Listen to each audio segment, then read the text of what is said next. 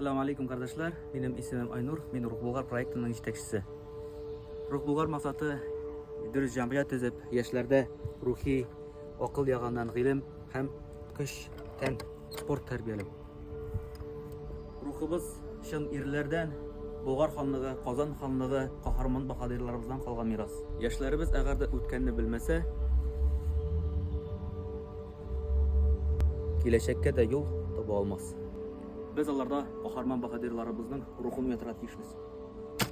Ruh Bulgar proyekti dinimizni, milletimizni, ruhumuzni, tilimizni ko'tarish maqsadlari bilan turli şaralar, seyahatler, poxodlar hem otlarda yürü uyushtiradi. Bu joyni ko'p şaralar boshqirt kardeşlerimizga, balqar kardeşlerimizga qo'noqqa seyahat etib, birinchi joyga sharabız Ruhli Joyda, Klinogorsk rayonida. Tatar batırların chaqiramiz. Aydangiz bizning bilan.